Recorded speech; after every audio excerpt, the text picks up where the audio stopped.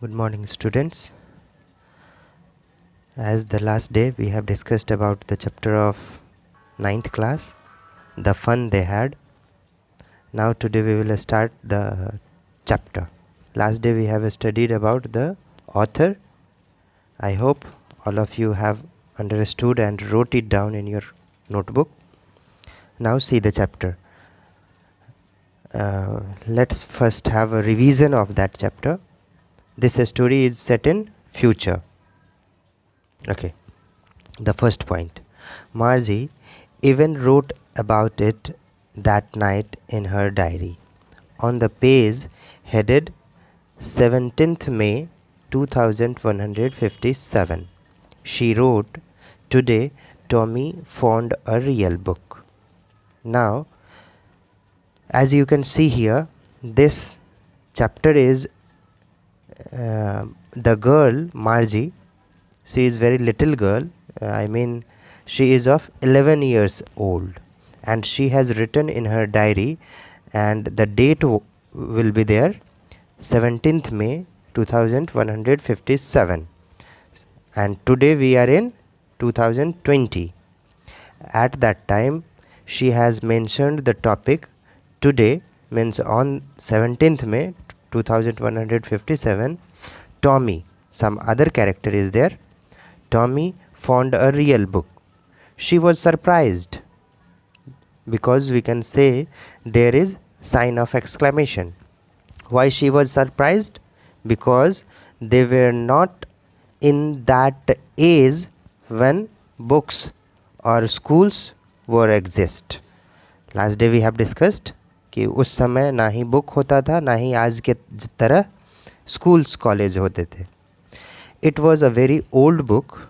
Margie's grandfather once said that when he was a little boy, his grandfather, अब ध्यान दीजिएगा, मार्जी के जो ग्रैंडफादर है उन्होंने एक बार कहा था कि जब उनके ग्रैंडफादर, मतलब ग्रैंडफादर के ग्रैंडफादर जब छोटे बच्चे थे, what happened at that time, told him that there was a time when all the stories were printed on papers.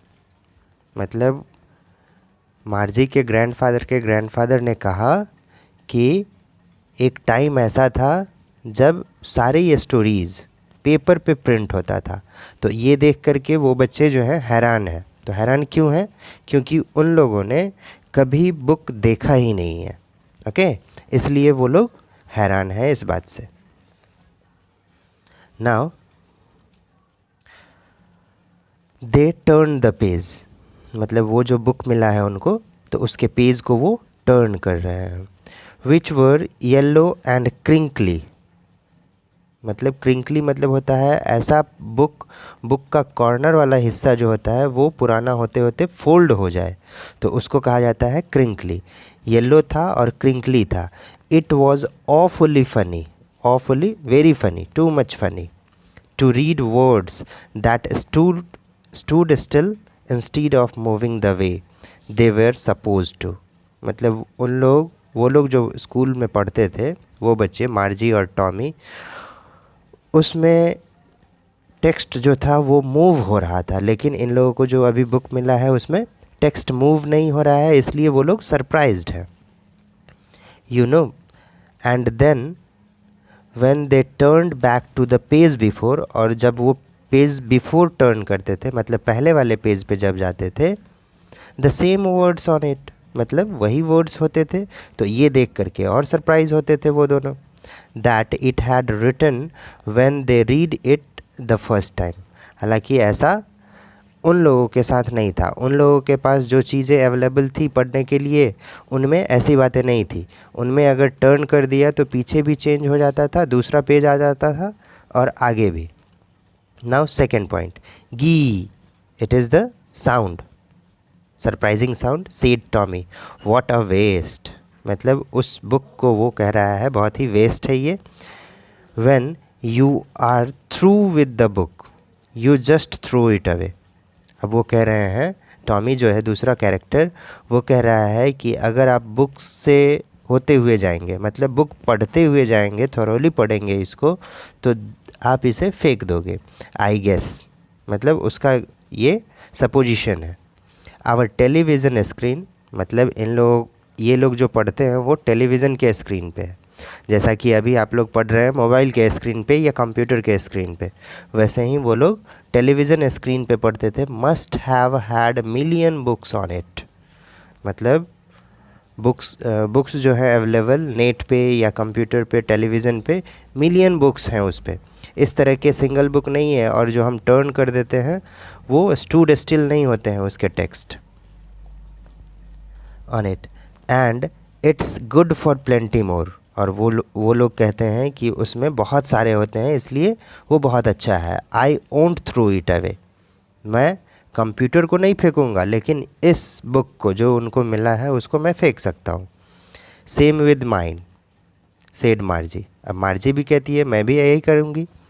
She was 11 years old, जैसा कि हमने बताया शुरू में ही, मार्जी जो है 11 ईयर्स की है। Hadn't seen as many tele books television screen पे बुक्स को देखना या किसी स्क्रीन पे, कंप्यूटर के स्क्रीन पे या फिर मोबाइल के स्क्रीन पे। बुक्स एज टॉमी हैड, जितना टॉमी देखा होगा उतना ये नहीं देखी है क्योंकि टॉमी उससे बड़ा है। ही वॉज 13, टॉमी जो है 13 ईयर्स का और मार्जी 11 ईयर्स की। She said where did you find it, अब वो बुक के बारे में उससे पूछ रही है कि तुमको ये बुक कहाँ मिला।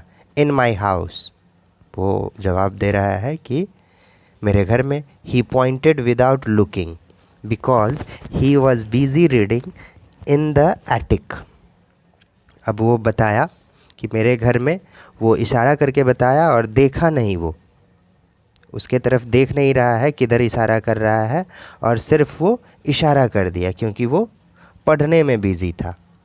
अब वो पूछ रहा है attic, here is a word ATTIC, attic means होता है स्टोर रूम, ओके, तो स्टोर रूम में उसे मिला है। व्हाट्स इट अबाउट, अब वो पूछ रही है ये बुक जो है किस चीज़ के बारे में है। स्कूल, टॉमी ने जवाब दिया स्कूल के बारे में। अब मार्जी का फीलिंग देखिए यहाँ पे, मार्जी वॉज स्कॉर्नफुल मतलब होता है showing something worthless, see here meaning is given, contemptuous, showing you think something is worthless मतलब ये शो करना कि ये बेकार है, ऐसा उसकी फीलिंग है। और बुक जब वो बताया कि स्कूल के बारे में है तो उसकी फीलिंग चेंज हो गई। अब वो कह रही है स्कूल, क्वेश्चन मार्क है। What's there to write about school, I hate school, मतलब उसका कहना है कि स्कूल के बारे में ऐसा कुछ है क्या। आई हेट स्कूल, मुझे स्कूल से नफ़रत है। अब देखिए उन लोगों का स्कूल कैसा है जिससे उसको नफ़रत है। मार्जी ऑलवेज हेटेड स्कूल, हमेशा ही उसको हेटनेस होती है उससे। But now she hated it more than ever, लेकिन अब वो कुछ ज़्यादा ही उसको हेटनेस है स्कूल से।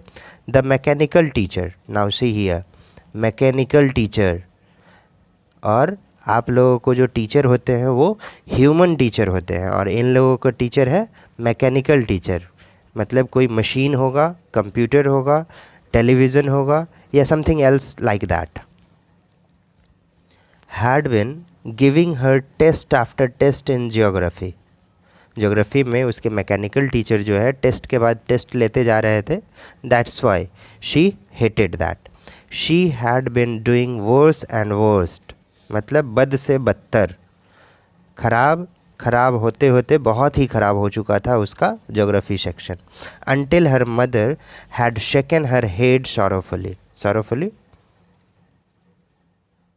सॉरोफुली जानते हैं आप लोग, मतलब परेशान होकर के, दुख होकर के वो अपना सर हिलाई। And sent for the county inspector, county inspector कहा गया है एडमिनिस्ट्रेटिव को, मतलब इन लोगों का जो मैकेनिकल टीचर है शायद उसकी मदर को लगता है कि वो ख़राब हो चुका है, इसलिए इसको रिपेयर करने की ज़रूरत है, इसलिए वो काउंटी इंस्पेक्टर के पास वो भेज देती है। किस चीज़ को, मैकेनिकल टीचर को। It was a round little man a red face and a whole box of tools. अब देखिए उस टीचर की यहाँ पे ये बताया गया है फिज़िकल अपीयरेंस, वो राउंड लिटिल मैन के तरह है, मतलब रोबोट के तरह है, रेड फेस है उसका, और होल बॉक्स ऑफ टूल्स, वो एक टूल्स का बॉक्स है, विद डायल्स, जैसे कि कंप्यूटर का स्क्रीन होता है, डायल होता है वैसा, एंड वायर्स.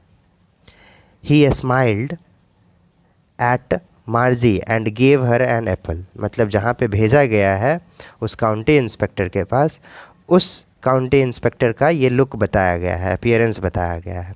वो मार्जी को देख करके स्माइल किया और उसको एक एप्पल दिया. Then took the teacher apart. तब वो टीचर का रोल अदा करने लगे. Margie had hoped he wouldn't know how to put it together again. Margie को ये बातें पता नहीं चल रहा था कि कैसे फिर से मेरा ज्योग्राफी सेक्शन जो है वीक पड़ गया है, वो फिर से स्ट्रॉन्ग कैसे होगा. But he knew how all right and after an hour or so. लेकिन उस काउंटी इंस्पेक्टर को सारी बातें पता थी. There it was again large and black and ugly. मतलब उस स्क्रीन के बारे में वो बताया जा रहा है. With a big screen on which all the lessons were shown. मतलब स्क्रीन पे सारे लेसन इसको दिखाए गए. And the questions were asked, और क्वेश्चन भी पूछे गए. That was not so bad. मतलब क्वेश्चन जो पूछे गए और इसने आंसर जो दिया वो बुरा नहीं था.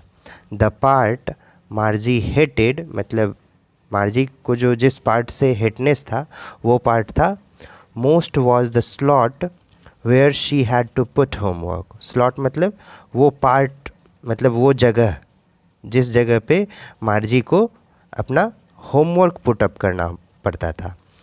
And the test paper she always had to write them without them out in a punch code. मतलब मशीन का जो लैंग्वेज होता है, जैसे कंप्यूटर का भी बहुत सारा लैंग्वेज होता है, C++ होता है या और सारा होता है, मुझे बहुत नहीं पता है कंप्यूटर के बारे में.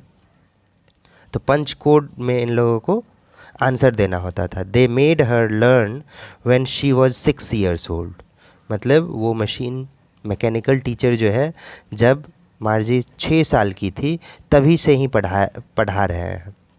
And the mechanical teacher calculated the marks in no time. और मैकेनिकल टीचर, जैसा कि आप लोग जानते ही हैं, मोबाइल या कंप्यूटर या कैलकुलेटर जो है, कैलकुलेटर पर अगर एडिशन या सब्सट्रैक्शन हम लोग करते हैं तो उसमें बहुत जल्दी कैलकुलेट हो जाता है कोई भी चीज़.